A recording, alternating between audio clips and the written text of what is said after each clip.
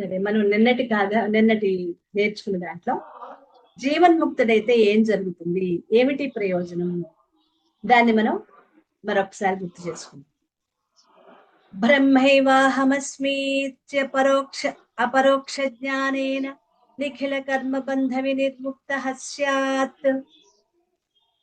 అనుభవంతో నేను బ్రహ్మాన్ని అని తెలుసుకున్నందువల్ల అన్ని కర్మబంధనాల నుంచి విముక్తుడవుతాం.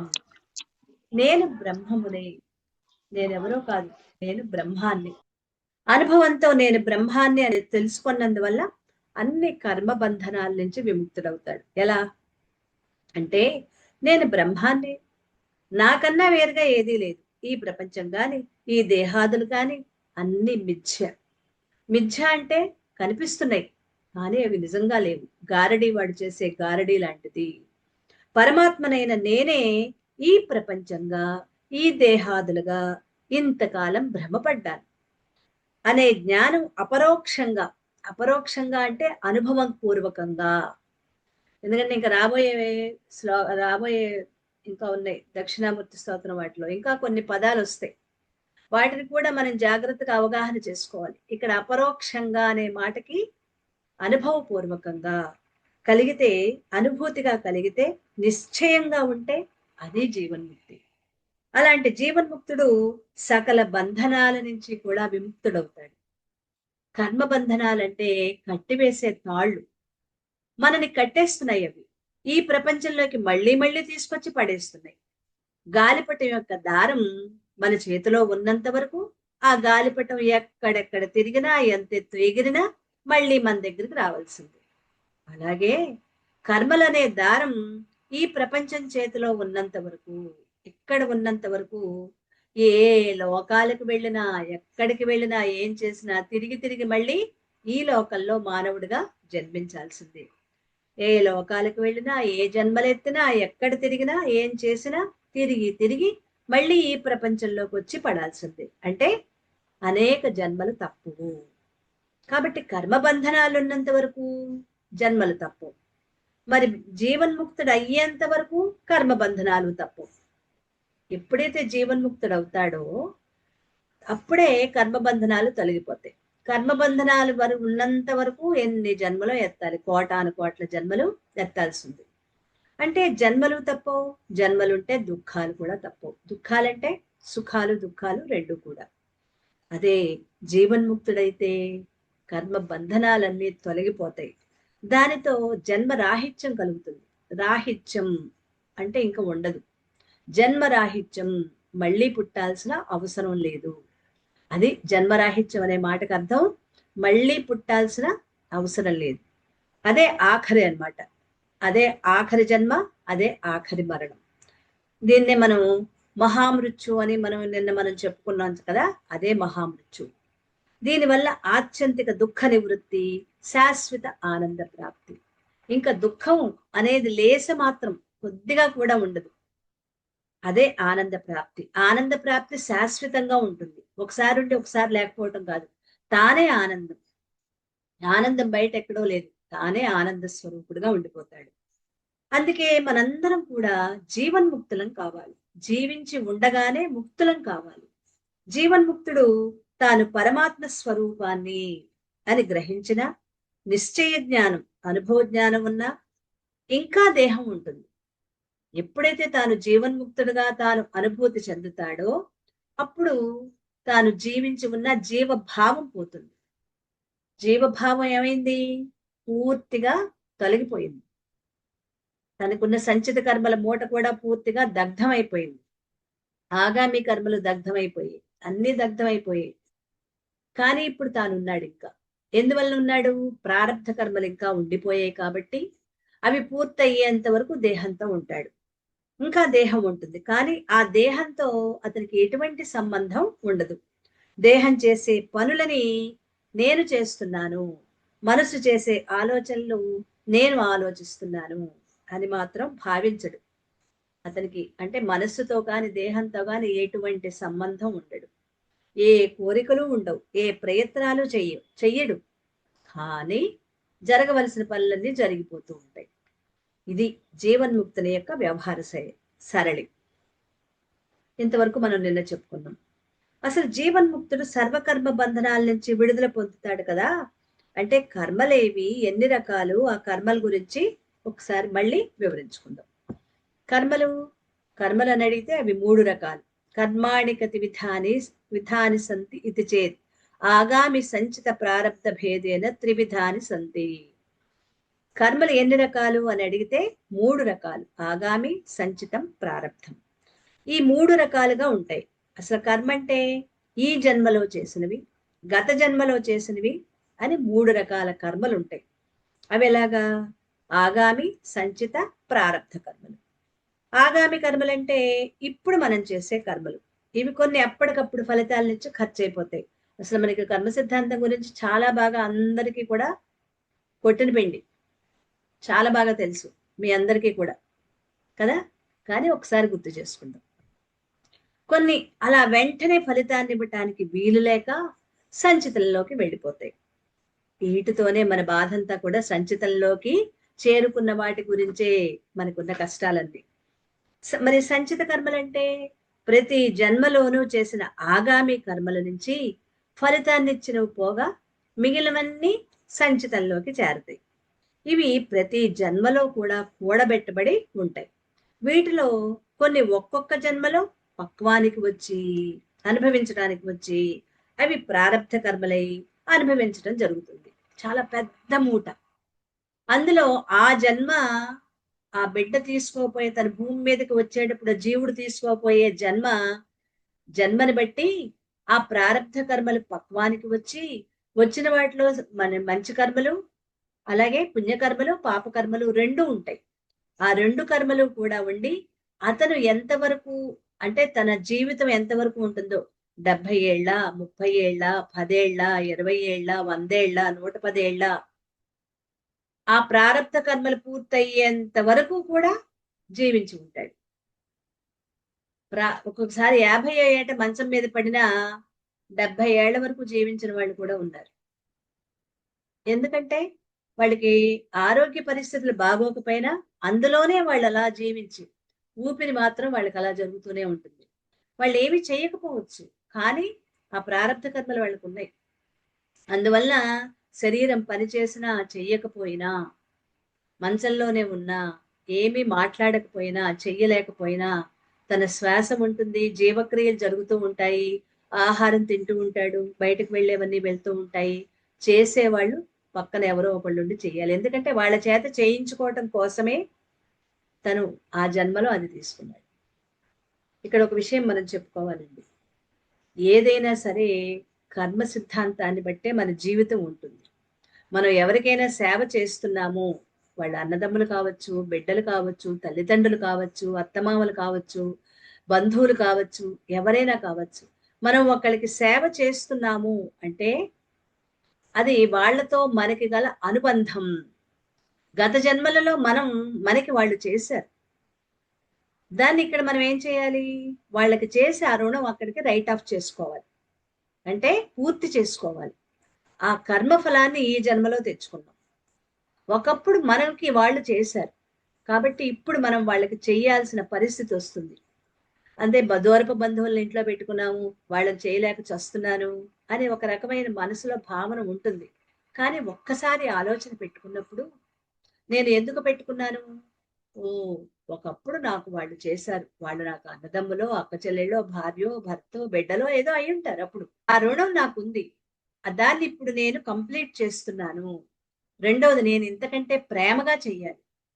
ఎందుకు అంటే ఒక జన్మలో నేను మంచం మీద పడున్నప్పుడు వాళ్ళని ఎన్ని ఇబ్బందులు పెట్టాను, ఎన్ని తిట్లు తిట్టాను, ఎన్ని బాధలు పెట్టాను. ఇప్పుడు వాళ్ళు చాలా మంచివాళ్ళు కాబట్టి నా చేత నన్నేమి అనకుండా నన్ను గౌరవిస్తూ వాళ్ళు బాధపడుతూ చేసుకుంటున్నారు. వాళ్ళకు కూడా మనం చెప్పాలి. మీరే పశ్చాత్తాపం వద్దు, బాధొద్దు. ఏం పర్వాలేదు. ఇలా చేస్తే మనం మంచిదే. మీరు ఒకప్పుడు నాకు చేసున్నారు. ఇవాళ నేను చేస్తున్నందువల్ల మీరు ఏ రకమైన గిల్టీ ఫీల్ అవ్వక్కర్లేదు.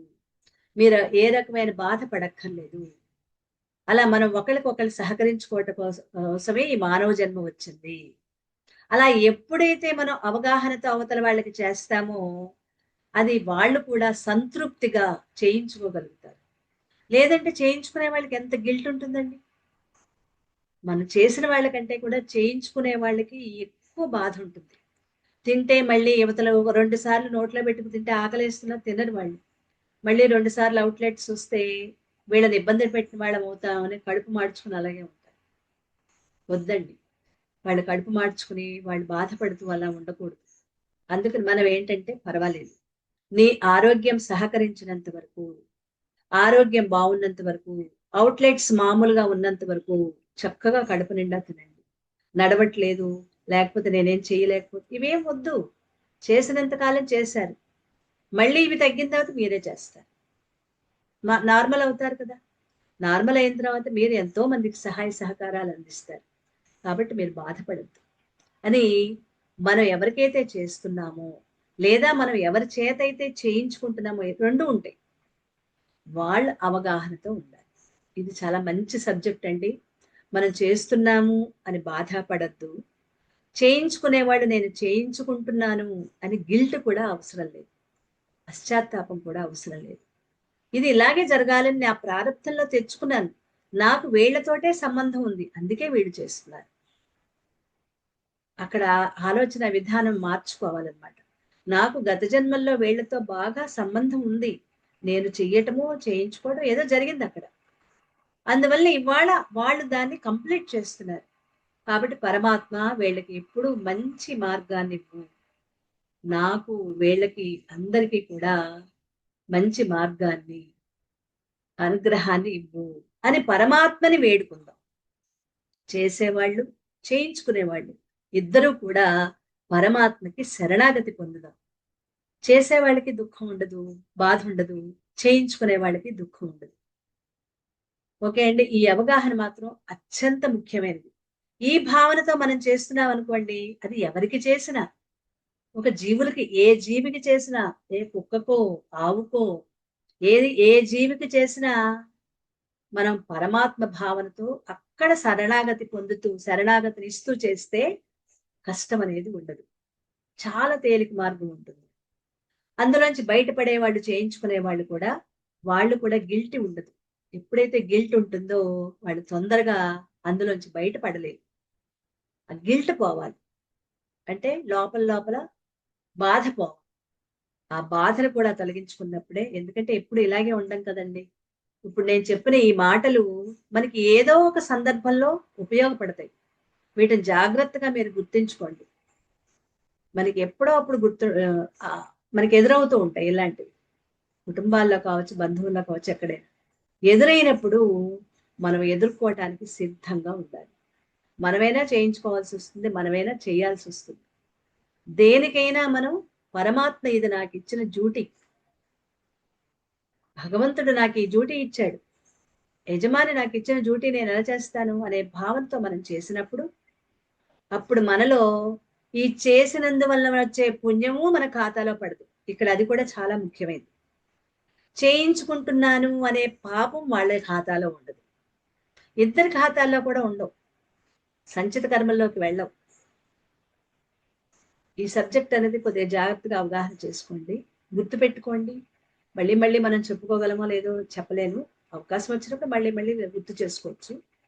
కానీ భావన మాత్రం ఇది పరమాత్మ నాకిచ్చిన ఒక మంచి డ్యూటీ. నాకు ఇది పరమాత్మ బాధ్యతగా నేను స్వీకరించాను. నేను చేస్తాను. అక్కడ ఉన్నది పరమాత్మే అనే భావన. స్వామి నీకే సమర్పణ చేస్తున్నాను. ఆ భావన నిరంతరం పెట్టుకుంటూ చేద్దాం. అవి సంచిత కర్మల మూటల్లోకి వెళ్ళి. ఓకే. అప్పుడు ప్రారబ్ధ కర్మలే అనుభవించడం జరుగుతుంది. మిగిలినవన్నీ సంచిత కర్మల మూటగా దేహంతో పాటే వస్తూ ఉంటాయి. ఇవి ఆ జన్మలలో అనుభవించే వీలేమీ లేదు. ఒక జన్మ సరిపోదు. ఒక కోట్లాది జన్మలు అనుభవిస్తే గాని అవ్వదు. పోనీ అలా అయిపోతాయా? మళ్ళీ జారుతాయి. ఇన్ని తీసుకుంటాం. ఇంకో ఇన్ని జారుతూ ఉంటాయి. మళ్ళీ ఈ జన్మలో ఇన్ని తీసుకున్నాం. ఇంకో ఇన్ని చేరిపోతాయి అందులో. అది ఎప్పటికి పూర్తయ్యేది. ఎప్పటికీ పూర్తవ్వదు కదా! అందుకే భవిష్యత్ జన్మల్లో అనుభవించడానికి వీలుగా మూట కట్టబడి ఉంటాయి. ఇకపోతే ప్రారబ్ధ కర్మలు. వాటిని సంచిత కర్మలు అన్నారు. ప్రారబ్ధ కర్మలంటే ఒక జన్మ అంతమైపోయిన తర్వాత అప్పటి వరకు ఉన్న సంచిత కర్మలలో ఆ జన్మలోని సంచిత కర్మలు కలిసిపోయి ఆ మొత్తం నుండి ఏవి పక్వానికి వచ్చే అనుభవానికి సిద్ధంగా ఉంటాయో అదే మనం ఇందాక చెప్పుకున్నాం కదా, అవే ప్రారంభ కర్మలు. ఇది తెచ్చుకున్నాం కదా ఈ జన్మకి, అవి అలా అనుభవించాలి. వీటినే ఆరబ్ధ కర్మలు అంటారంటే అనుభవం ఫలితం ఆరంభం అవుతుంది కాబట్టి ఆరబ్ధ కర్మలు అని కూడా అంటారు. ఆగామి కర్మలు చేసేటప్పుడు జాగ్రత్తగా చెయ్యాలి, ఆలోచించి చెయ్యాలి, సంచితం కాకుండా చేయాలి. ఇందాక మనం చెప్పుకున్నామే, ఎవరికైనా సేవ చేస్తున్నప్పుడు ఎటువంటి భావనతో చెయ్యాలో అవన్నీ ఆగామి కర్మలు. ఎందుకంటే ఇప్పుడు చేసే బాధ్యత మన మీద ఉంది కదా, చేసే పని ఉంది కదా, దాన్ని జాగ్రత్తగా ఆలోచించి చేసి అవి సంచితంలోకి వెళ్లకుండా చూసుకోవాలి. ఆగామి కర్మలు అంటే ప్రతిసారి చేస్తున్న ప్రతిసారి పరమాత్మ ఖాతాలకు పంపించేసుకోవాలి. అది అంతే ఈజీ అనమాట. అలా ఎప్పుడైతే చేస్తామో అవి సంచితంలోకి ఇంక వెళ్ళం. సంచిత కర్మలు ఏమీ చేయడానికి లేదు, వాటన్నిటినీ జ్ఞానాగ్నిలో దగ్ధం చేసుకోవడం ఒక్కటే మార్గం. ప్రారబ్ధ కర్మలు అనుభవిస్తే సరిపోతాయి, ఖర్చు అయిపోతాయి. ఇలా మూడింటి బంధనాల నుంచి విముక్తి చెందటమే మోక్షం అంటే. ఇప్పుడు ఆగామి కర్మలు. జ్ఞానోత్పత్త్యనంతరం జ్ఞాని దేహకృతం పుణ్యపాపరూపం కర్మయదస్తి తదాగామీత్య విధీయతే. అనుభవ జ్ఞానం కలిగిన తర్వాత దేహం వల్ల చేయబడిన పాప పుణ్య కర్మలు ఆగామి కర్మలు అవుతాయి అంటూ, నేను ఆత్మని, నేను బ్రహ్మాన్ని అనే అనుభవ జ్ఞానం కలిగిన తర్వాత కూడా దేహం ఉంటుంది. మనం ఇందాక చెప్పుకున్నాం, జీవన్ముక్తుడికి కూడా దేహం ఇంకా ఉంటుంది. ఎందుకంటే ఎంతకాలం ప్రారబ్ధ కర్మలు అనుభవంలోకి వస్తాయో అంతకాలం దేహం ఉంటుంది. అది జీవన్ముక్తుడైనంత మాత్రం దేహం వదిలి వెళ్ళిపోడు. నిన్న మనం చెప్పుకున్నాం, 50 ఏట జీవన్ముక్తుడయ్యాడు. 75 సంవత్సరాల వయసు వరకు అతని ప్రారబ్ధ కర్మలు ఉన్నాయి. అంతవరకు అతను ఏం చేయాలి? జీవించే ఉండాలి. ఎలా ఉంటాడు అతను? జీవన్ముక్తుడు కదా, ఎలా ఉంటాడు? ఏది పట్టించుకోడు. నాదేం కాదు, ఇది దానివి, ఈ అనుభవంతా ఇది చేస్తోంది, నాదేం లేదు అనే అనుభవపూర్వకంగా ఉంటాడు. ఇప్పుడు మనం సాక్షి భావన చేస్తున్నామే, గుర్తుందా? సాక్షి భావన ఇది చేస్తోంది, నేను చూస్తున్నానని. అది ఇప్పుడు మనం కావాలని భావన చేస్తున్నాం. జీవన్ముక్తుడు ఆ అనుభవంలో ఉంటాడు. ఇప్పుడు మనం ఏం చేస్తాం? ప్రత్యేకించి గుర్తు చేసుకుని సాక్షి భావన చేస్తాం గుర్తున్నప్పుడు. ఒక్కోసారి మర్చిపోతాం అనుకోండి, ఆ తర్వాత విషయం. కానీ జీవన్ముక్తుడు అలా కాదు, నిరంతరం అతను ఇది చేసుకుంటోంది, నాకేం సంబంధం లేదు, నేను కేవల సాక్షిగా ఉన్నాను అని అలా ఉండిపోతాడు. అలా ఎన్నాళ్ళు ఉంటాడు? శరీరం రాలిపోయేంత వరకు, పడిపోయేంత వరకు అలా ఉంటాడు. అప్పుడు అతని విదేహముక్తుడు అంటారు. అప్పుడు జ్ఞాని దేహం వల్ల కొన్ని కర్మలు అలా జరిగిపోతూ ఉంటాయి, అతనికి ఏ సంబంధము లేదు. వాటిని ఆగామి కర్మలు అంటారు. అనుభవం పొందటానికి పూర్వం కూడా దేహం ద్వారా కర్మలు జరుగుతూనే ఉంటాయి.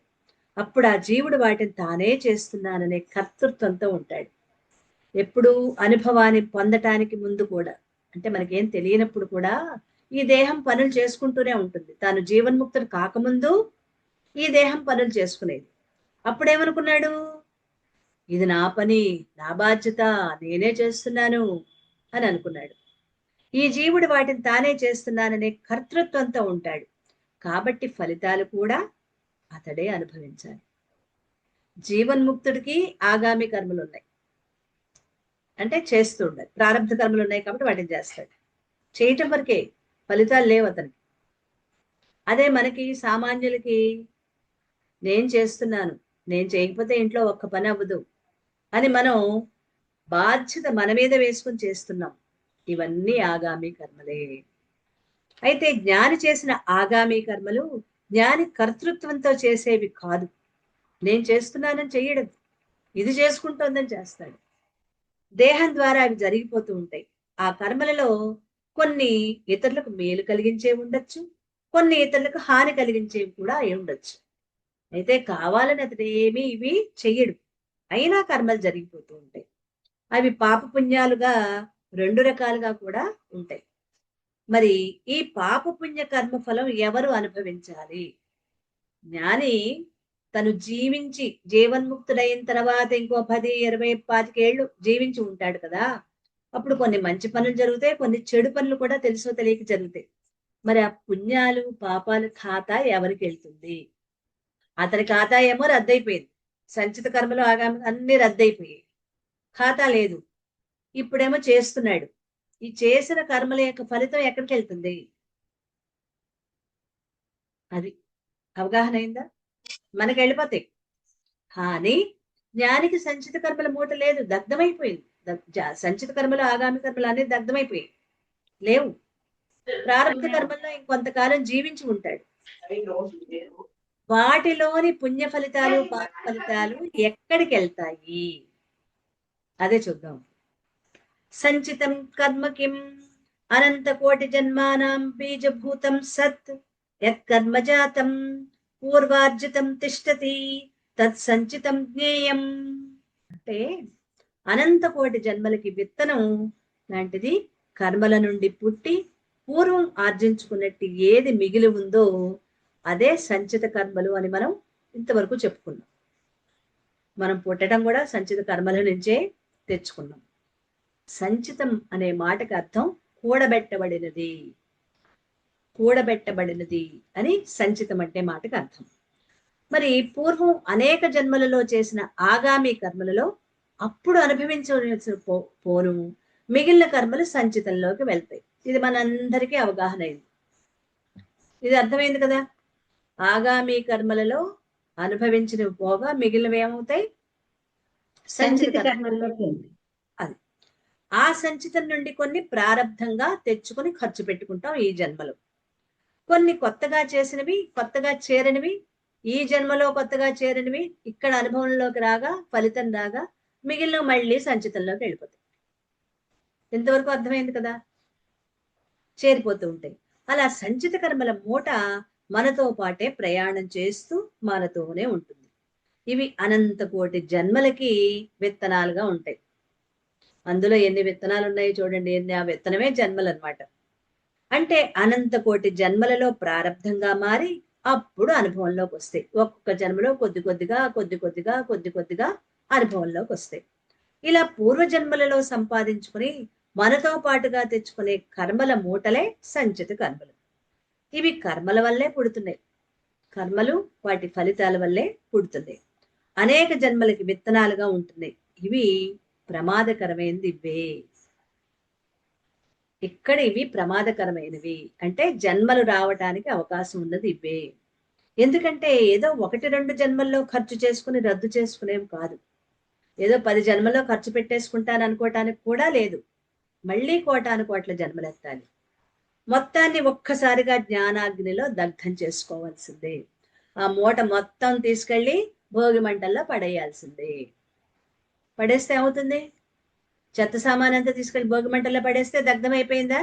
ఇప్పుడు ఈ సంచిత కర్మ వెళ్ళి భోగి మంటల్లో పడేయాల్సిందే. భోగి మంటలు అంటే ఇక్కడ జ్ఞానంలో దాన్ని దగ్ధం చేసుకోవాలి. ఏమిటా జ్ఞానం? నేను ఆత్మని అనే నిశ్చయ జ్ఞానం, అనుభూతి పరంగా ఉండే అపరోక్ష జ్ఞానంలో అప్పుడు ఆ వ్యక్తికి, ఆ సాధకుడు ఎప్పుడైతే అనుభూతి చెందుతాడో అప్పుడు ఆ జ్ఞానాగ్నిలో మొత్తం ఈ సంచిత కర్మల మూట ఎంత పెద్దదైనా సరే అవన్నీ కూడా దగ్ధమైపోతాయి. అదే చెప్తూ ప్రారబ్ధం కర్మ కిమితి చేత్ ఇదం శరీరముత్పాద్య ఇహలోకే ఏవం సుఖ దుఃఖాదిప్రదం యత్కర్మ తత్ ప్రారబ్ధం భోగేన నష్టం భవతి. ప్రారబ్ధ కర్మ అంటే ఆగామి అర్థమైంది, సంచిత కూడా అర్థమైంది, ప్రారబ్ధ కూడా అర్థమయ్యి దాన్ని కూడా ఒకసారి మళ్ళీ వివరించుకుందాం. ఈ శరీరాన్ని సృష్టించి లోకంలో ఏ విధమైన సుఖదుఖపూర్వకమైన కర్మలనిచ్చే, అనుభవాలనిచ్చే కర్మ ఏదైతే ఉందో, అంటే ఈ శరీరం సృష్టించి ఈ లోకంలో సుఖాలు దుఃఖాలు వీటిని అనుభవంలోకి తెచ్చే కర్మలు ఏవైతే ఉన్నాయో దానినే ప్రారబ్ధం అంటారు. ఈ ప్రారబ్ధం ఎలా పోతుందండి? అనుభవిస్తేనే నశించుతుంది.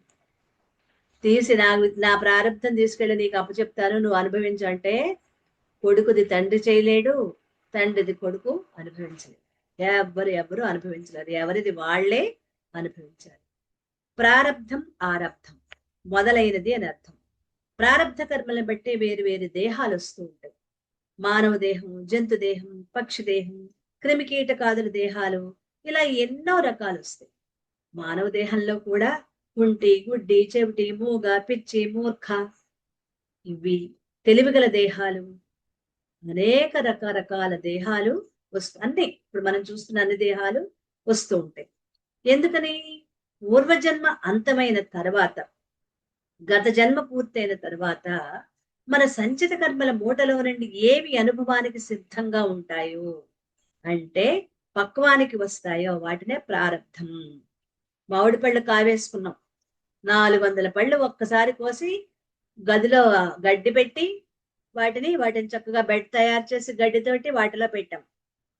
ఒక 4 రోజులు పోయిన తర్వాత తలుపు తీసి చూస్తే గుమగుమలాడుతుంది, బయటకే వాసన వస్తుంది. ఎన్ని పండాయో చూద్దామని చూస్తే ఒక 60 పళ్ళు మాత్రమే పండాయి. 400 పళ్ళు పెడితే 60 పళ్ళు పండాయి. ఇంకొన్ని పళ్ళు కొద్దిగా కుళ్ళిపోయిన పళ్ళన్ని పక్కన పడేసాం. పండిన పళ్ళు, మంచి వాసన వచ్చి రంగు వచ్చి పండిన వాసన వచ్చిన పళ్ళని తీసుకుని ఒక బుట్టలో వేసుకుని మిగిలినవన్నీ సర్ది పెట్టి తలిపేసేసి బయటకు తెచ్చుకుంది. ఇప్పుడు 60 పళ్ళు ఏం చేస్తాం?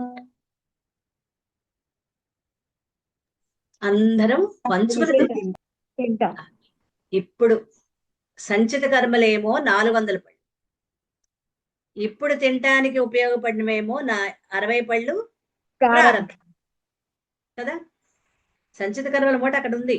ఇంకా మనమేమో 400 పళ్ళు పెట్టాము, మన వాళ్ళేమో ఊరు నుంచి వస్తూ ఇంకో 100 పళ్ళు తెచ్చారు, అవి పచ్చివే, అవి కూడా తీసుకెళ్ళి అందులో పెట్టాం. అంటే సంచితం పెరుగుతోంది అనమాట కదా. మన అబ్బాయి వచ్చాడు, వస్తూ అయ్యో మామిడి పళ్ళు కొనుక్కున్నారో లేదో అని వాళ్ళు 50 పళ్ళు వాళ్ళు తీసుకొచ్చారు, అవి కూడా సంచితంలోకి వెళ్ళి. ఇప్పుడు మన సంచిత కర్మలు అలా పెరుగుతూ ఉంటాయి అని చెప్పడం కోసం చెప్తున్నాను అనమాట. అవి పెరుగుతూ ఉంటాయి. ఒక్కొక్క జన్మలో అనుభవించాల్సిందే ఆ ఒక రోజు 60 పళ్ళు వచ్చాయి. అవి మనము, మన కుటుంబ సభ్యులు, చుట్టుపక్కల వాళ్ళు అందరం పంచుకునే వాటిని పూర్తి చేస్తాం. అది ప్రారబ్ధ కర్మ. ఇలా మనం అవగాహన చేసుకోవటం అనమాట. నిజంగా పళ్ళతో పోలిస్తారు ఏంటండి అంటే, అది మామిడి పండు కాలంలో మనకి రెగ్యులర్ గా మనకి జరుగుతూ ఉంటాయి కాబట్టి దాన్ని మనకి అవగాహన కోసం. అలా రకరకాల దేహాలు వస్తాయి. ఎందుకని? పూర్వజన్మ అంతమైన తర్వాత మన సంచిత కర్మల మూటలో నుండి ఏవి అనుభవానికి సిద్ధంగా ఉంటాయో, అంటే పక్వానికి వస్తాయో, వాటినే ప్రారబ్ధం అన్నారు. ఈ ప్రారబ్ధంలో సుఖాలు పొందాలా, దుఃఖాలు పొందాలా, సన్మానాలు పొందాలా, అవమానాలు పొందాలా, ఇవన్నీ తన్నులు తినాలా, పొగడ్తలు కావాలా, ఇలా ఏ అనుభవానికి తగిన దేహం రావాలో అదే వస్తుంది. ప్రారబ్ధ కర్మలలో పాపం ఎక్కువ ఉందనుకోండి, పాపం ఎక్కువ ఉండి పుణ్యం తక్కువగా ఉంది అంటే బ్యాలెన్స్ కోసం కొద్దిగా పాపం ఎక్కువ ఉంది, పుణ్యం కూడా సమానంగా ఉన్న ఇంకొద్దిగా తక్కువ ఉంది, అప్పుడు అవమానం పడేవి, ఇంకా ఫైనాన్షియల్ గా ఇబ్బందులు పడేది, చిన్నప్పటి నుంచి తల్లిదండ్రులు దూరమై అవమానకరంగా బాధాకరంగా ఉండే జన్మలు కొన్ని ఉంటాయి చూడండి. చిన్నప్పుడే తల్లి తండ్రి దూరం అయిపోతారు. దూరం అయిపోవటం అంటే చనిపోవటము, ఆ పిల్లలు ఎవరినైనా ఇచ్చి ఎవరికైనా ఇవ్వటం, పెంపకానికి ఇవ్వటము, లేకపోతే ఎవరికో ఇవ్వటము, తప్పిపోవటము, ఇలా జరుగుతూ ఉంటాయా? ఎన్ని అవమానాలు పడి ఆ పిల్ల పెరిగి పెద్దదవుతారు. వాళ్ళు పెరిగి పెద్దదయ్యేంత వరకు కూడా వాళ్ళు ఎన్ని అవమానాలు, ఎన్ని కష్టాలు పడతారు వాళ్ళు.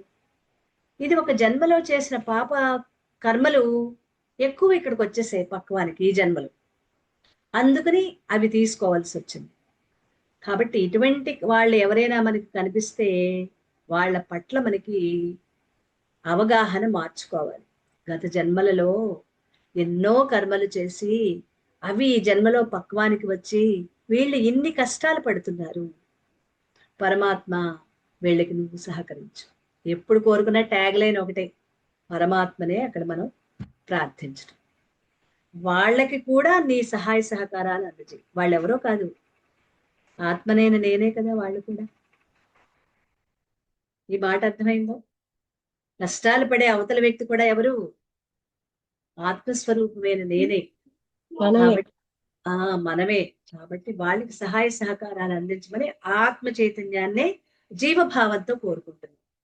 మనం ఇంకా ఆత్మగా అనుభవంలోకి రాలేదు కాబట్టి జీవభావంలో ఉండే పరమాత్మని ప్రార్థిస్తాం. అంటే ప్రతి వ్యక్తి పట్ల మనకి ఏ భావన ఉంటుంది? పరమాత్మ భావన. అది రావటం కోసం ఇన్ని చూసి మనం మార్చుకోవాలి, మనల్ని మనం మార్చుకుంటూ ఉండాలి. ఏదో కళ్ళతో చూసాం వెళ్ళిపోయాం కాదు, పట్టించుకోకపోవటం కాదు. పట్టించుకోని అవసరంలా ఒక్కసారి అటు చూస్తాం, వాళ్ళ పరిస్థితి చూస్తాం, అందులో ఉన్నది నేనే పరమాత్మ, వాళ్ళకి కూడా నువ్వే సహాయం చేస్తావు. అది నిరంతరం పరమాత్మతో అనుసంధానం అనుబంధం కొనసాగించుకుంటూ ఉండటం అన్నమాట. అది భక్తి. భక్తిని పెంపొందించుకోవటం అంటే ఇది, పరమాత్మ పట్ల భక్తి. ఓకే, ఇలా ఏ అనుభవాలకు తగిన దేహం రావాలో అదే వస్తుంది. ఆ దేహం ద్వారా సుఖ దుఃఖాది అనుభవాలు పొందుతూ ఉంటాడు. ఇది ప్రారబ్ధం. ప్రారబ్ధం ఎలా రద్దవుతుంది? అనుభవిస్తే రద్దయిపోతుంది. అనుభవించడానికి వచ్చింది దేహం, అనుభవించటం పూర్తయిపోగానే రాలిపోతుంది. దాంతో ప్రారబ్ధం కూడా అంతమైపోతుంది. సంచిత ఆగామి కర్మలు ఇవి ఎలా నశించిపోతాయి? ఇది కొద్దిగా పెద్దది ఈ మంత్రం, ఒకసారి చూడండి. సంచితం కర్మ బ్రహ్మైవాహమితి నిశ్చయాత్మక జ్ఞానేన నశ్యతి, ఆగామి కర్మ అపి జ్ఞానేన నశ్యతి, కించ ఆగామి కర్మాణ నళినీ దళగత జలవత్ జ్ఞానినాం సంబంధో నాస్తి, కించ ఏ జ్ఞానినం స్తువంతి భజంతి అర్చయంతి తాన్ ప్రతి జ్ఞాని కృతం ఆగామి పుణ్యం గచ్చతి, ఏ జ్ఞానినం నిందంతి ద్విషంతి దుఃఖప్రదానాం కుర్వంతి తాన్ ప్రతి జ్ఞాని కృతం సర్వమాగామి క్రియామాణం, యదా వాచ్యం కర్మ పాపాత్మకం తద్గచ్చతి. కొద్దిగా పెద్దది కదా, అన్ని కలిపే ఉన్నాయి ఇందులో. నేను బ్రహ్మాన్ని అనే నిశ్చయ జ్ఞానం పొందటం వల్ల సంచిత కర్మ ఏవత్తు నశించిపోతుంది. నిశ్చయ జ్ఞానం అంటే అనుభవ జ్ఞానం. ఆగామి కర్మ కూడా జ్ఞానం వల్లే నశిస్తుంది. తామరాకు మీద ఉన్న నీటిలాగా జ్ఞానికి కొంచెం కూడా ఆగామి కర్మతో సంబంధం ఉండదు. తామరాకు మీద నీటి పట్టు తామరాకుకి అంటుకోదు. అలాగే ఆగామి కర్మలు చేస్తున్న జ్ఞానికి ఎటువంటి సంబంధం ఉండదు. ఎవరైతే జ్ఞానిని ప్రశంసించి సేవించి ఆరాధిస్తారో వాళ్ళకి జ్ఞాని యొక్క ఆగామి కర్మలలోని పుణ్యము, ఎవరైతే ఆయన్ని నిందించి ద్వేషించి బాధ కలిగించుతారో వాళ్ళకి జ్ఞాని యొక్క ఆగామి కర్మలోని పాపము చేరతాయి. ఇందాక మనం ప్రశ్న అడిగాం, జ్ఞాని జీవన్ముక్తుడైన తర్వాత కొంతకాలం జీవిస్తాడు, అతడితో కొన్ని మంచి పనులు అవుతాయి, ఒకటో రెండో కొన్ని కష్టమైన పనులు ఇబ్బంది కలిగించే పనులు అవుతాయి, మరి ఆ పుణ్యపాపాలు ఎవరికి వస్తాయి అని మనం ఇందాక ప్రశ్న వేసుకున్నామా? దానికి జవాబే ఇదనమాట. అతన్ని సేవించి పూజించి అతన్ని అంటే అతనితో ఉన్న అంతే వాసులు అంటారు. ఆయన ఒక గురువుగా ఉన్నట్లయితే రమణ మహర్షి దగ్గర ఉండేవారు కదా, వాళ్ళని అంతేవాసులు అంటారు. అలాగే ఆయన పట్ల ద్వేషం ఉన్న వాళ్ళు కూడా కొంతమంది ఉన్నారు. ఆయన్ని సేవించి పూజించి అనుసరించే వాళ్ళకి ఆయన పుణ్యం అంతా కూడా వాళ్ళ ఖాతాలోకి వచ్చేస్తుంది. ఆయన్ని తిట్టుకున్న వాళ్ళు, విసుక్కున్న వాళ్ళు, ఆయన్ని మాటలు అన్న వాళ్ళు, నిందించిన వాళ్ళకి ఆయన చేసిన 1-2 పాపాలు ఏమైనా అంటే అవతల వాళ్ళ ఖాతాలోకి వెళ్తాయి. ఎందుకంటే సంచితం లేదు. అవగాహన అయిందా మీ అందరికీ? జీవన్ముక్తి పొందిన జీవుడు, జీవన్ముక్తి పొందిన జ్ఞాని తను ఇంకా దేహంతో ఇంకా కొన్ని కర్మలు చేయాలి. ప్రారంభ కర్మలు ఉన్నంత వరకు దేహం ఉంటుంది. ఇందులో మంచి చెడు రెండు ఉంటాయి. అదే ఆయనకి సంబంధం లేదు. ఈ దేహం చేసుకుంటూ వెళ్తుంది. విడిపోతారనమాట రెండుగా విడిపోయాడు ఆయన. అందుకని ఆయనకి దేహంతో సంబంధం లేదు.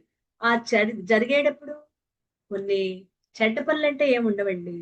ఇప్పుడు నడుస్తూ ఉన్నప్పుడు కాలు కింద చేమలు చచ్చిపోతాయి, చిన్న చిన్న పురుగులు చచ్చిపోతూ ఉంటాయి, వంట చేసేటప్పుడు ఏవో కొన్ని చనిపోతూ ఉంటాయి, పొరపాటున మన చేయి తగిలి దేనికో దెబ్బ తగులుతుంది, దాని వల్ల కూడా వచ్చే పాపపు ఉంటాయి కదా. ఇలాంటి చిన్న చిన్న పాపాలు కూడా ఆయన నిందించిన వాళ్ళకి, ఆయన బాధ పెట్టిన వాళ్ళకి, ఆయన మీద అపవాదన వేసిన వాళ్ళకి అవి వెళ్ళిపోతాయి. ఆయన పూజించి సేవించి గౌరవించిన వాళ్ళకి ఆయన పుణ్యం అంతా వెళ్ళిపోతుంది. ఇప్పుడు ఆయన ఖాతా ఏం లేదు, జీరో. మళ్ళీ జన్ముందా? ఇంకా జన్మ లేదు ఆయన. మోక్షం అంటే సర్వకర్మ బంధనాల నుంచి విడుదల పొందటం, విముక్తి పొందటం. అంటే సర్వకర్మలు నశించిపోవాలి, మొత్తం కర్మలన్నీ నశించిపోవాలి. అందులో ప్రారంధ కర్మలు ఈ జన్మలో అనుభవించటంతో ఎలాగో నశించిపోతాయి. అవి కేవలం అనుభవిస్తేనే నశిస్తాయి ప్రారంధ కర్మలు. కనుక వాటి గురించి ఆలోచించాల్సిన పనేమీ లేదు. ఇకపోతే ఈ సంచిత కర్మలు నేను బ్రహ్మాన్ని, అంటే నేను పరమాత్మని అనే నిశ్చయ జ్ఞానంతో అప్పుడు నశించిపోతాయి. అంటే తాను జీవన్ముక్తి పొందితే మొత్తం పెద్ద మూట ఉంది కదా, సంచిత కర్మల మూట, అది మొత్తం దగ్ధమైపోతుంది.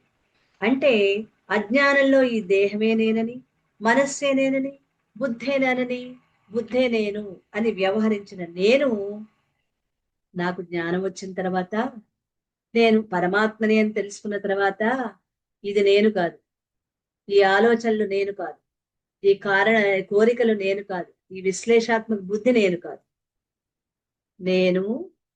నేనెవరిని, నిరాకార నిర్గుణ ఆత్మ చైతన్యాన్ని అని ఎప్పుడైతే తనకి తాను అది అనుభవపూర్వకంగా తెలుసుకుంటాడో, అప్పుడు ఆత్మని, బ్రహ్మాన్ని అని అనుభవ జ్ఞానం పొందటంతో ఉన్న మొత్తం సంచిత కర్మలు మొత్తం దగ్ధమైపోతాయి. అదే భోగిమంటలు అంటే.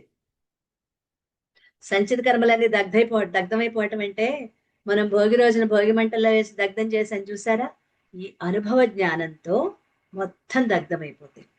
ఎందుకంటే నేను బ్రహ్మాన్ని అయినప్పుడు ఈ కర్మలు బ్రహ్మానికి చెందినవి కాదు కదా, బ్రహ్మానికి ఏమాత్రం చెందవు, ఇవన్నీ జీవుడివే.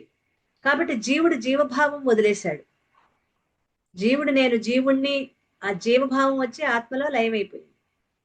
ఇప్పుడు జీవభావం లేదు, మనస్సు లేదు, రెండూ లేవు. మరి అలాంటప్పుడు ఆ సంచిత కర్మలన్నీ కూడా నశించిపోతాయి. కలలో స్వప్న పురుషుడు నేరం చేశాడు. కల వచ్చింది. కలలో స్వప్న పురుషుడు అంటే ఎవరు? ఓ పేరుంది, తైజసుడుగా ఒక నేరం చేశాడు. ఆ నేరానికి 7 సంవత్సరాల జైలు శిక్ష పడింది. ఎక్కడ జరుగుతుంది ఇది? కలలో. నిద్రపోయిన తర్వాత వచ్చిన కలలో తను నేరం చేయటం, 7 సంవత్సరాల జైలు శిక్ష పట్టడం జరిగింది. దాన్ని పాపం జైల్లో అనుభవిస్తున్నాడు. అలా అనుభవించగా ఏదో రాళ్లు కొడుతున్నాడు, అవేవో చాలా చాలా పనులు, మేస్త్రి పని చేస్తున్నాడు, ఇంకేమో మధ్య మధ్యలో తోటి ఖైదీలతో వాళ్ళతో గొడవలు పడుతున్నాడు. 2 సంవత్సరాల శిక్షని ఆ కలలో అనుభవించాడు. వెంటనే మెలకు వచ్చింది. ఇంకా ఎన్నాళ్ళ శిక్ష ఉంది? 5 ఏళ్ల శిక్ష ఉంది కదా. 7 ఏళ్ల శిక్షకి 2 ఏళ్లు కల్లో అనుభవించాడు. ఇంకా 5 ఏళ్ల శిక్ష ఉంది. మెలకు వచ్చాక అనిపిస్తాడా?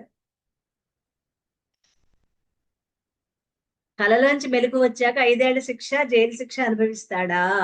అది కళ. కలలో అనుభవించాడు, ఇలలో జాగ్రత్తలో దాని అవసరం లేదు.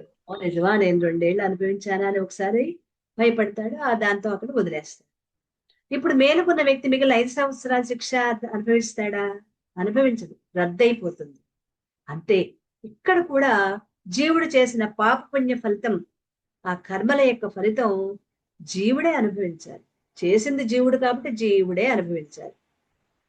ఆయనకెందుకు కర్మఫలాల అనుభవం ఉంటుంది? జీవభావాన్ని అంతం చేసుకుని దేవుడయ్యాడు. జీవభావాన్ని అంతం చేసుకుని సాధనలు చేసి నేను ఆత్మని, నేను ఈ దేహం కాదు అని అనుభవపూర్వకంగా తెలుసుకుని జీవన్ముక్తి పొందిన వాడు, ఆ జీవభావం లేదు, ఇప్పుడు అంతమైపోయింది. అంతమైపోయినప్పుడు ఆ కర్మ ఫలాలని తాను అనుభవించాలా? అవసరం లేదు. ఆ కర్మల యొక్క ఫలితాన్ని ఇప్పుడు తాను అనుభవించాలా? అవసరం లేదు. అలా అవసరం లేదు.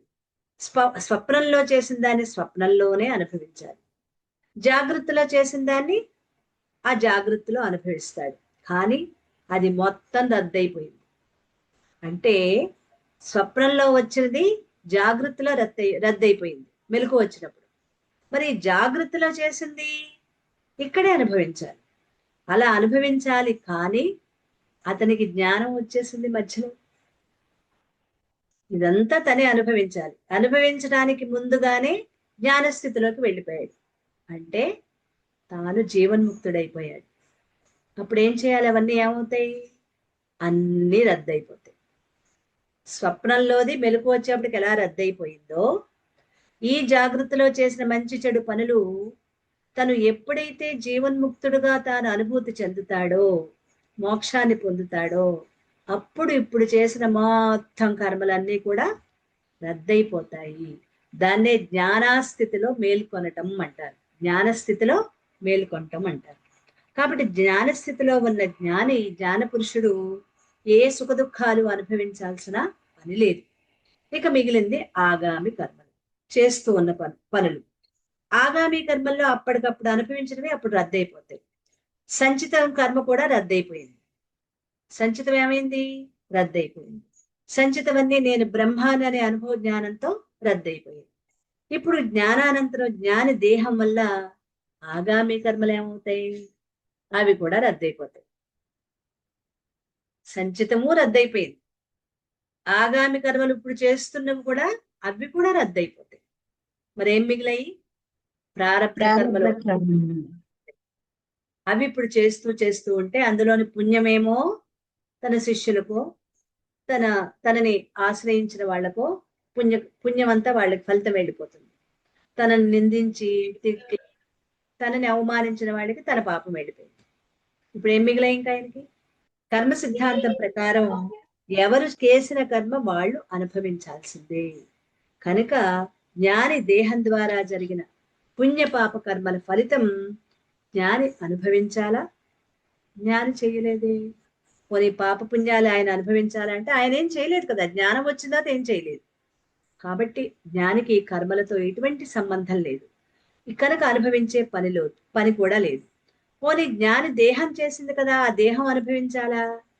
దేహం జడం, మనస్సు లేదు కదా, మనస్సు ఏమైపోయింది? మనోనాశనం అయిపోయింది. మనస్సు అనేది, జ్ఞానికి మనస్సు అనేది లేదు. మనస్సు ఆత్మలో కలిసిపోయి నాశనం అయిపోయింది, మనోనాశనం అయిపోయింది.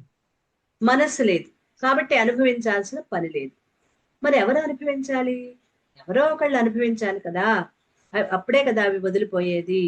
కాబట్టి జ్ఞానిని ఎవరు పూజిస్తారో, అర్చిస్తారో, భజిస్తారో వాళ్ళకి ఆ జ్ఞాని యొక్క పుణ్యకర్మలు, ఎవరు ద్వేషిస్తారో, దూషిస్తారో, నిందిస్తారో, దుఃఖాలు కలిగిస్తారో వాళ్ళకి ఆ జ్ఞాని యొక్క పాపకర్మలు వాళ్ళకి వెళ్ళిపోతాయి.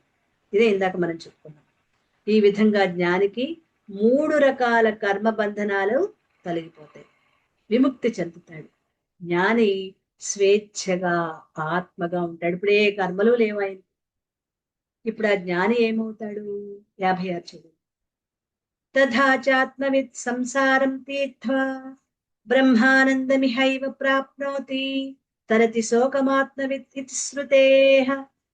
ఈ ప్రకారంగా ఆత్మవిదుడు సంసారాన్ని తరించి బ్రహ్మానందాన్ని ఇక్కడే పొందుతాడు. ఆత్మవిదుడు శోకాన్ని తరించుతాడు అంటే అతనికి శోకం అనేదే ఉండదు అని ఈ ఉపనిషత్తులన్నీ కూడా వివరిస్తున్నాయి. ఈ ప్రకారంగా తాను ఆత్మనని, బ్రహ్మాన్నని అనుభవపూర్వకంగా తెలుసుకొని అలా ఉన్న ఆత్మవిదుడు ఈ జనన మరణ రూప సంసారాన్ని దాటిపోతాడు. ఇక జన్మనేదే ఉండదు. ఎందువల్ల?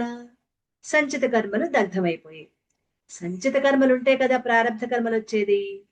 ప్రారంధ కర్మలు బట్టి జన్మ వస్తుంది. అసలు సంచితమే లేదు. సంచితం అంతా ఏమైపోయింది? దగ్ధమైపోయింది కదా. భోగిమంటలో పడేస్తాడు కదా. భోగిమంటలు అంటే ఇక్కడ తాను పొందటం. కాబట్టి తనకి ఇక్కడ సంచిత కర్మల మూట అన్నది ఏది కూడా మిగలలేదు. అతనికి సంచితమే లేదు కాబట్టి ప్రారంధం లేదు. ప్రారంధం లేదు కాబట్టి జన్మ లేదు.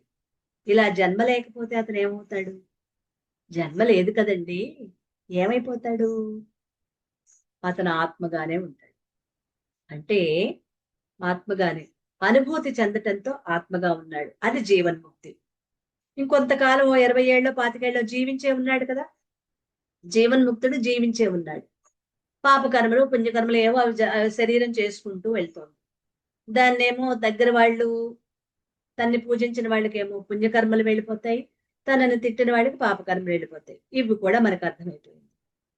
అంతవరకు కూడా తాను కర్మలు ఏవో ఒకటి ఉన్నంత వరకు చేస్తూనే ఉంటాడు. లోపల నుంచి ప్రేరణ వస్తుంది. మనస్సు లేదు కదా అతనికి. లోపల నుంచి ప్రేరణ వస్తూ ఉంటుంది, ఆ కర్మలు జరిగిపోతూ ఉంటాయి దేహంతో. తనకి ఏమాత్రము సంబంధం లేదు. చివరికి ప్రారబ్ధ కర్మలన్నీ పూర్తయిపోయిన తర్వాత అప్పుడు ఈ దేహాన్ని వదిలేస్తారు. ఆ వదిలేయటాన్ని ఏమంటారు? విదేహముక్తి అంటారు. 25 ఏళ్ల క్రితం జీవన్ముక్తుడయ్యాడు. ఈ 25 ఏళ్ళు కర్మలు చేశాడు, ప్రారబ్ధం లోపల నుంచి వచ్చినవి. ఆ జీవుడు చేసుకుంది, అదే జీవుడు లేడు, శరీరం చేసుకుంటూ ఉంది, తనకి ఏం సంబంధం లేదు. ఇప్పుడు శరీరంలో ప్రారబ్ధ కర్మలన్నీ కూడా ఖర్చు అయిపోయాయి, అనుభవించేశాడు, అయిపోయింది. చివరికి ఆ దేహం వదిలి వెళ్ళి ఇంకా మళ్ళీ పుట్టాల్సిన అవసరం లేదు. రాలిపోవటంతో విదేహముక్తి. కేవల పరమాత్మగా సూక్ష్మాతి సూక్ష్మమై అప్పుడు ఎలా ఉంటాడు తాను? కేవల పరమాత్మగా ఉండిపోతాడు, మిగిలిపోతాడు. సూక్ష్మాతి సూక్ష్మమై సర్వవ్యాపకమై కేవలంగా ఆ నిరాకార నిర్గుణ పరమాత్మగా ఉండిపోతాడు. దానివల్ల ఏమిటి ఫలితం అంటే తరతి శోకం ఆత్మవిత్, సమస్త దుఃఖాల నుంచి విడుదల. అంతేకాదు బ్రహ్మానంద సాగరమే అవుతాడు. ఆత్యంతిక దుఃఖ నివృత్తి, శాశ్వత ఆనంద ప్రాప్తి. ఇది ప్రకరణ గ్రంథం. కాబట్టి ఇది శృతే అని శృతి ప్రమాణాన్ని ఇక్కడ, వేద ప్రమాణాన్ని మనకి ఇక్కడ తెలియజేస్తున్నారు. జీవన్ముక్తుడు దేహం రాలిపోతే విదేహముక్తుడు అవుతాడు కదా. ఆ దేహం ఎలాంటి ప్రదేశంలో రాలిపోతుంది? ఆఖరిగా ఒక చిన్న ప్రశ్నతో దాని జవాబుతో ముగిస్తున్నారు. తనం త్యజ్యం వాకాశ్యం స్వపచ స్వగృహేధవ జ్ఞాన సంప్రాప్తి సమయే ముక్తోసౌ విగతాశయ ఇది స్మృతేశ్చ. జ్ఞానాన్ని పొందిన తరువాత శరీరం పవిత్రమైన కాశీలో వదలనివ్వండి, కుక్క మాంసం తినేవారి ఇంట్లో వదలనివ్వండి, జ్ఞాని మాత్రం ముక్తుడే.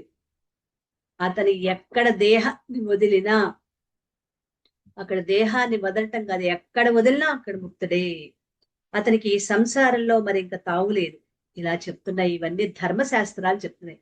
స్మృతులు అంటే ధర్మశాస్త్రాలు, శృతులు అంటే వేదాలు. స్మృతులు ఏం చెప్తున్నాయి? అతను ఎక్కడ దేహాన్ని వదిలినా అతనికి అతను ముక్తుడే అని చెప్తున్నాయి. సాధారణంగా లోకంలో ఎవరైనా చనిపోతే మంచి రోజు చెడ్డ రోజు అని చూస్తారు. పవిత్రమైన రోజు, పండగ రోజు, అమావాస్య లాంటి రోజు, ఇవన్నీ కూడా చూస్తారు. ఇదంతా సామాన్యుల విషయంలో. కానీ ఆత్మానుభూతి చెందిన ఆత్మవిధుడు శరీరాన్ని కాశీలో వదిలినా, కుక్క మాంసం తినే చండాలని ఇంట్లో వదిలినా, ఏ ప్రదేశంలో వదిలినా అతను తిరిగి జన్మించడు. శరీరం ఎక్కడ వదిలినా అతను అసలు మళ్ళీ జన్మించాల్సిన పని లేదు. అతను ముక్తుడు. ఎందుకు? జ్ఞానాన్ని, ఆత్మజ్ఞానాన్ని, నేను ఆత్మననే జ్ఞానాన్ని అనుభవపూర్వకంగా పొందిన సమయంలోనే అతడు, అంటే ఆ జ్ఞాని, సర్వకర్మ బంధనాల నుంచి విముక్తుడైపోయాడు. అన్ని ఆశలు, కోరికలు, ప్రాపంచిక విషయాలు అప్పుడే అన్నీ వదిలేశాడు జీవన్ముక్తుడైనప్పుడే. కాబట్టి అతనికి తిరిగి దేహం రాదు. అతడు నిజంగా దేహాన్ని ఎప్పుడు వదిలాడు? జీవన్ముక్తుడైనప్పుడే వదిలేశాడు. అందువల్ల అతడు మళ్ళీ ఇప్పుడు కొత్తగా వదిలింది ఏం లేదు, అది రాలిపోయింది. దానంతట అది రాలిపోయింది తప్ప అతను జీవన్ముక్తుడైనప్పుడే అన్ని వదిలేశాడు. కాబట్టి అతను స్వేచ్ఛాజీవి. ఇది స్మృతే అని ధర్మశాస్త్రాలు ఈ విధంగా మనకి తెలియజేశాయి. ఇది తత్వబోధ ప్రకరణం. ఇది ప్రకరణ గ్రంథం. ఈ ప్రకరణ గ్రంథం ఈ రోజుతో పూర్తి చేశాం.